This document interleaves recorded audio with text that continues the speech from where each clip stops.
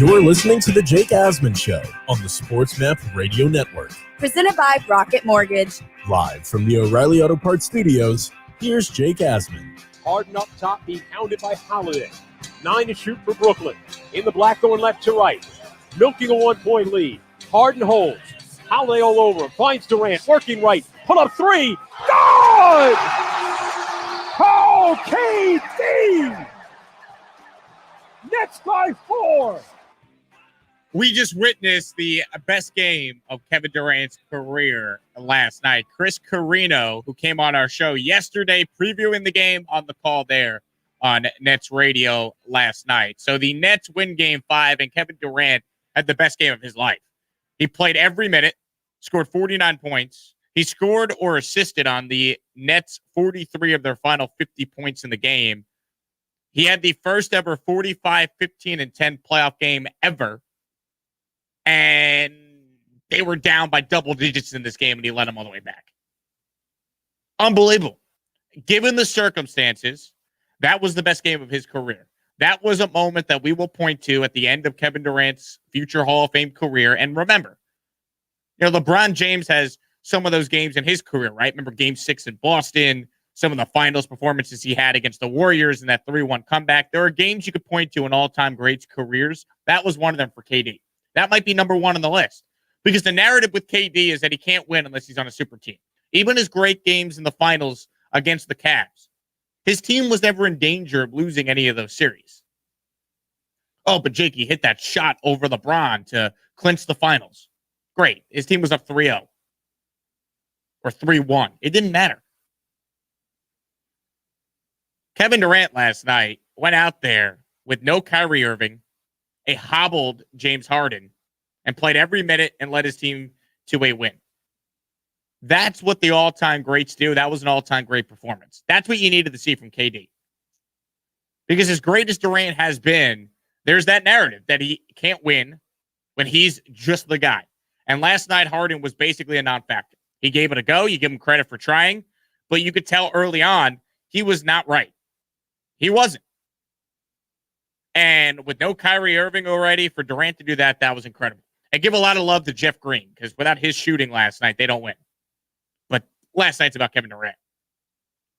2 blocks, 3 steals on top of the 10 assists and 17 rebounds. I mean, my God. 49 points. He was incredible. He saved the Nets season. I mean, let's call it for what it is. He saved the Nets season by winning that game last night. If they had lost, it was over. Because I don't think anyone would pick them to go into Milwaukee and win a game 6, especially with the way the Nets looked on the road in games 3 and game 4. So to come home and do that, that's big time by Durant. And I'm no Nets fan, but I tip my cap because that was special. And last night, you saw the difference between a great NBA player and an all-time great NBA player when you compare Durant to Giannis Antetokounmpo. Giannis is a limited superstar. He's great, 2-time MVP. But when your best player struggles at the free throw line, it's tough to win clinching games. It's tough to win big games. It's tough to win series because the ball's always going to find you late. The TNT guys on the postgame were all over it last night. Giannis fumbled that pass on the baseline because he was rushing to try and not get fouled because he knows he's limited at the free throw line. And while KD's lighting everyone up on the Bucks, Mike Budenholzer is using Giannis to protect the weak side corner. What are we doing? Giannis had to be guarding Kevin Durant more in that game. And then I also thought the Bucks made a huge mistake, and I guess you blame Budenholzer as the head coach. They didn't go after James Harden on defense enough. Harden being out there gave them a big boost. There's no doubt. But, man, how do you not go after him on defense? He was limited. He wasn't right. That was obvious. Everyone saw it, and they didn't go after him. So I thought that was bad by Milwaukee. Look, Kevin Durant was amazing, but if you're a Bucks fan, I mean, you blew that game. There's no doubt. I don't know how the Bucks come back from that. I think they could win game 6, but you have no confidence in them on the road in a game 7 winning. Because the difference is at the end of the day, the Nets have KD and Milwaukee doesn't. That really could be it. This was Kevin Durant after the game last night on his mindset throughout the game, a game in which he played all 48 minutes. I didn't even think about nothing but just each possession. I was just trying to win each possession, and I didn't think about how many points I had or shot attempts, or rebounds, assists. It was more so like just let me do what I need to do each possession. And that's the approach I always take, and I was able to rack up some points. I did play every minute, so, that helped with my point total. But for the most part, I just try to stay engaged on the defensive side of the ball all game. That's why they got Durant. That's why you got him. And I don't know if it's prisoner of the moment stuff, but I really think when you look at his career, that was the best game of his career, given the circumstances. Game 5, series tied at 2. He's the only healthy superstar in the lineup. Facing a Bucks team that many people think going into the series had a great chance to win. That was the best performance of Kevin Durant's career.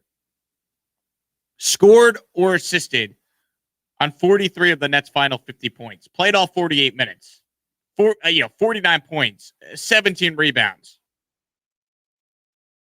10 assists, 3 steals, 2 blocks. Kevin Durant obviously played every minute, but it's not like he was just jacking up shots. He was 16 of 23. He was very, very efficient scoring the ball. And that three-pointer at the end that, essentially won them the game was incredible. The shot clock winding down. When Kevin Durant's right, he's the best scorer in the league. And he's much more than that because he's a 7-footer with guard skills. Very few players have ever been as gifted as him. You give credit to the Nets because they bounced back. They showed a lot of resiliency. I thought this game was going to be a laugher at the halftime. You probably did too. I mean, when Milwaukee comes out in the first quarter, about 29-15 after 1, you're like, what the heck is happening here? I mean, James Harden was not a factor in this game. He was 1 of 10, 0 for 8 from 3. He was bad. His presence mattered. They're giving them an extra ball handler. He had 8 assists, but this was all KD and Jeff Green. So you give credit to the Nets, but man, if you're a Bucks fan, that is pathetic. I thought Charles Barkley said it best on the postgame after the game last night. He said the Milwaukee Bucks should be embarrassed. To lose that game, to have that, you could tell they were going to lose the game at halftime. Well, should the coaching staff eat too? My rule about saying people should get fired. I don't think it's our job to say somebody should get fired, but Ernie, you go back. When you do dumb stuff and it works, you keep doing dumb stuff. You sit there when they were doing dumb stuff in game 1 and game 2, you're like, well, that's how they play, Chuck. I'm like, so? They're killing them in the paint, but they're going to keep jacking up threes just because that's how they play. You played to, like Herm Edwards said, you played to win the game. And that was one of the dumbest games. And they played dumb, and they deserve to lose that game. He's right. And I think that's the game that we're going to look at, and that's going to get Budenholzer fired when it's all said and done. If the Bucks lose this series, he's gone.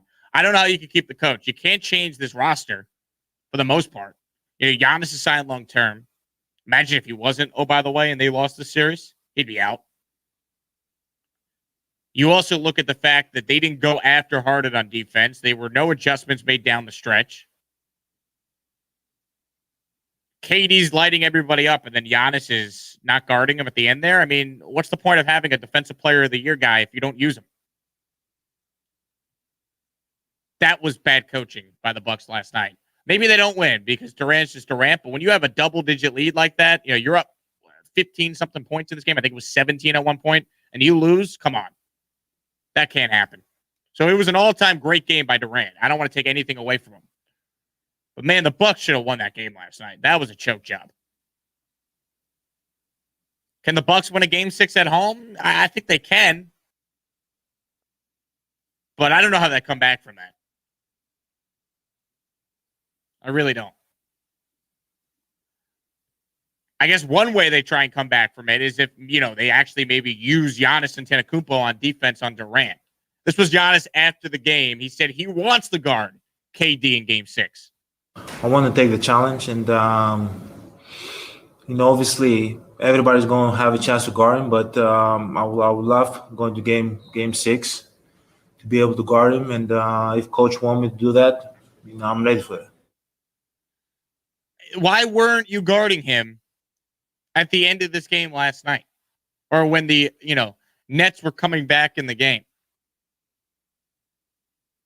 Goodness, Bucks blew that game. That was awful. Shouldn't take away from the all-time performance KD had, but that was terrible. So the Nets now in the driver's seat in this series, up 3-2, and I think they win in 6. I really do. I don't trust the Bucks. I think Giannis is a limited superstar. I think they need to get him someone that could set up this offense at the end of games. Because the problem is, when your best player is not good at the free throw line, it affects everything. And I think we saw that at the end of that game last night. 800-224-2004 is the number if you want to weigh in on the phones. I'm also on Twitter at Jake Asman. That's JakeAsman is where you could find me on Twitter. We'll talk more about the Brooklyn Nets and their win over the Milwaukee Bucks. Plus, Tyler Glasnow ripped into MLB on sticky stuff. Before we get to any of that, though, some breaking news. We mentioned the Chris Paul situation. We are monitoring that.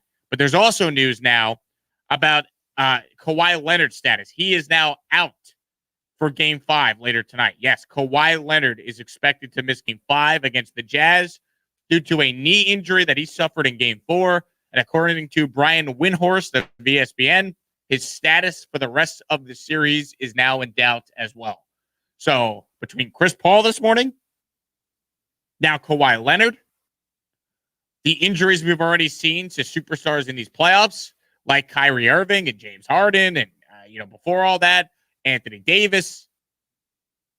The NBA cannot get a break with its best players dealing with injury. So Kawhi Leonard, if you're just tuning in now, expected to miss Game 5 against the Jazz tonight. More on that as we get it. Lot to talk about with the NBA. Coming up, more reaction to this game and much more right here. Jake Asman with you. This is the Jake Asman Show on a Wednesday on SportsMap Radio. The Jake Asman Show.